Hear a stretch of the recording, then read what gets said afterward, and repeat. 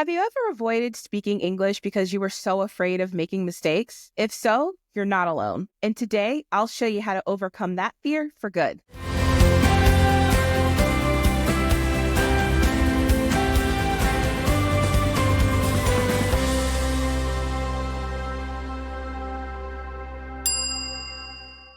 Hello, everyone. My name is Devin Bruce, and welcome to Frustrated to Fluent. This channel is dedicated to helping non-native English speakers in healthcare communicate effectively with their patients, colleagues, and staff. And as an English coach who has a virtual academy for non-native English speakers in healthcare, I'm very excited about today's topic. By the end of this video, you'll have 5 practical steps to speak English confidently, no matter who's listening. All right, let's get started. Tip number 1, focus on progress, not perfection. And this is something that I see all the time within the academy. A lot of people really struggle with trying to be perfect. And as people who work in healthcare, I understand that, especially a lot of people who deal with patients, and you have to give very heavy information or you have to have those kinds of hard conversations. And so there's a lot of weight and stress that people have when they're trying to speak English on just being perfect with it. And that is holding a lot of people back, and that's causing a huge amount of fear because you're so afraid of making mistakes. Think of English like riding a bike. You don't have to pedal perfectly to get moving. A good way to overcome this fear due to perfection is to embrace when you're not perfect.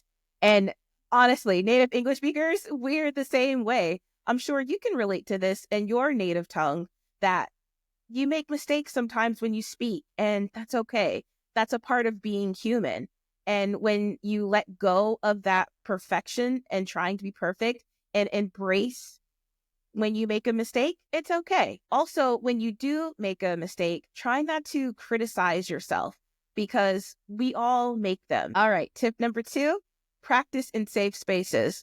There's a big difference between speaking English in a high pressure situation and speaking English in a low pressure situation. So a high pressure situation, that's where there's a lot of pressure, right? That can include everything from speaking at a presentation, speaking to your boss in a meeting, speaking to a patient that you have to give a very heavy diagnosis to. Anywhere where there's some level of stress involved, that's a high pressure situation. However, a low pressure situation is where there's not any stress involved. So talking to a friend or talking to yourself, recording yourself, or joining a group where you can practice your English. Those low pressure situations will really help you overcome your fear because there's no stress, there's no pressure. If you make a mistake, it's okay. So if you can create an environment or find a space where you can practice, we actually have people who pair up together in the academy.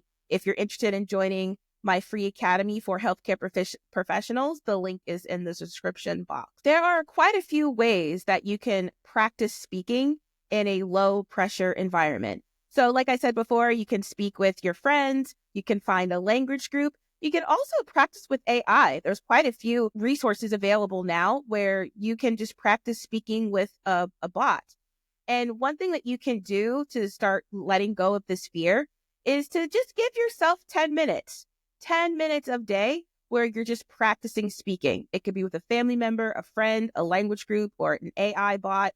Any way to get you speaking in a low pressure situation. Okay, tip number 3, and this is a big one. A good way to overcome your fear is to reframe your fear as excitement.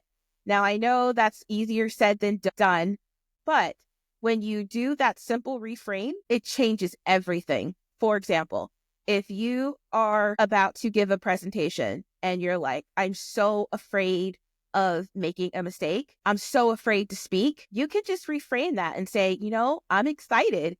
I'm getting an opportunity to improve. That little subtle change can make all the difference when it comes to overcoming your fear of speaking. This is really helpful because it's the energy behind it. For example, when you're saying, I'm afraid to speak, there's a lot of fear behind that. But if you're like, I'm excited to improve, there's a lot of joy behind that. So going from fear-based energy to joy-based energy, just doing that alone can really help you overcome your fear. Next up, tip number 4 is to slow down when speaking. Now, sometimes when you're speaking too fast, it could be because it's a habit, just something you've picked up along the way.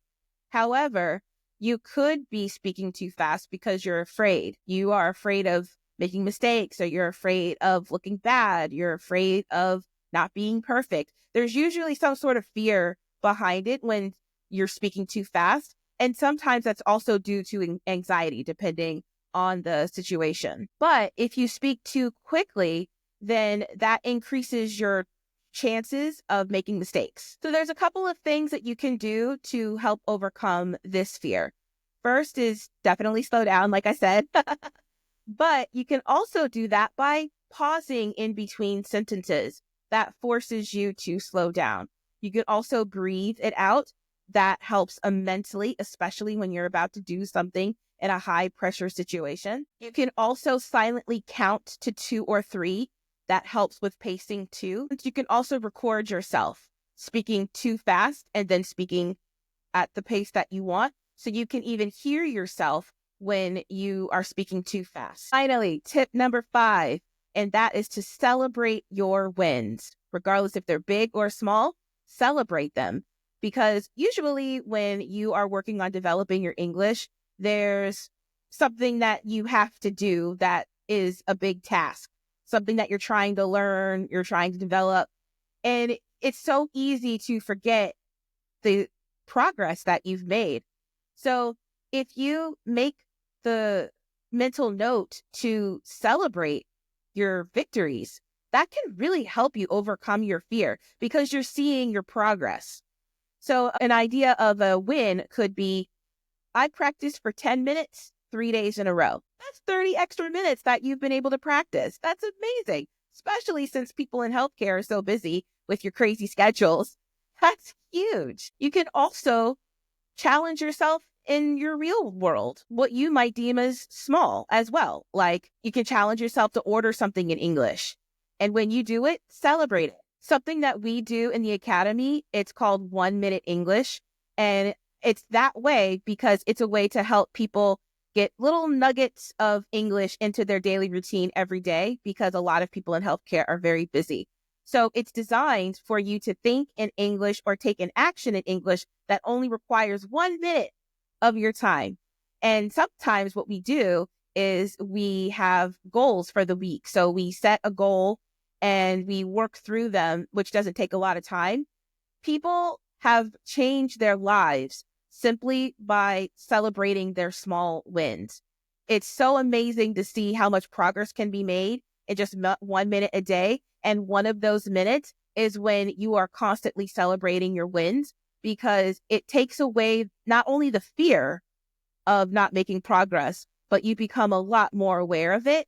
And just doing that can make a huge difference when you are so afraid to speak. All right. So to recap, progress over perfection, practice in safe spaces, like in low pressure situations, not high ones, going from a fear-based to a joy-based, going from I can't speak or I'm afraid to speak to I'm excited about speaking, I'm excited about improving. Make sure to slow down your speech. And then finally, celebrate your wins, especially those small wins. And if you are ready to start overcoming your fear of speaking in English, I have a free 5-day challenge.